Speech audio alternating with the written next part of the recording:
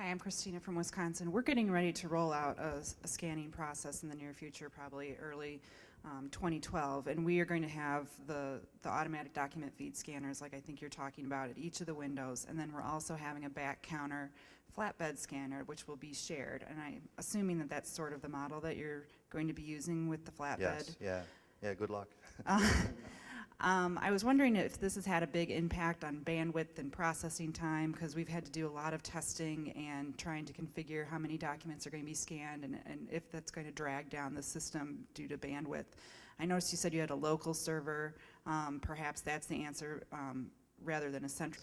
Sort of important is because we build these services and are hoping to fund our operation through the usage of the services, it is important for us to work closely with the agency to provide a marketing effort to drive people to that channel so that the higher adoption of those services would then help us to, build, maintain, host, and then also provide other services at no charge funded under those other revenue streams.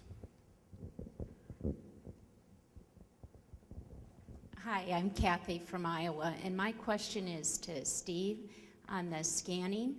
I wondered at what point in the scanning process are the documents being identified for retrieval, and who is doing that? Is it being identified automatically, or is the clerk doing that at the time they're collecting the documents? It's a combination answer. In this phase of the project, we have very specific sets of documents that we're capturing and for very specific transactions. So when the cover page is generated out of the transaction system, it identifies the customer in a barcode, and it identifies the transaction number in a barcode, and it also tells you the transaction type. So really it's pretty easy for the operator to...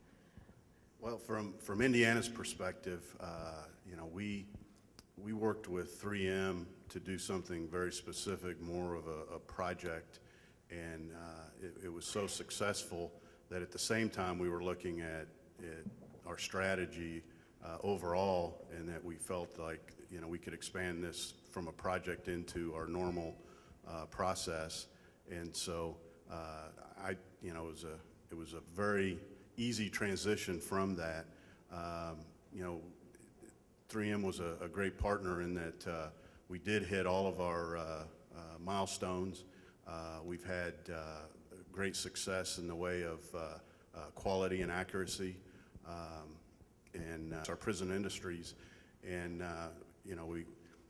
we thought it made so much sense to us that they would just naturally say, "Oh, this is a great idea," and it took some real work to sit down and bring them to this, that for public policy's sake, that they would always be our plate provider. And once we got through that, it really smoothed the road and allowed us to move forward and to get to where we're at on this project.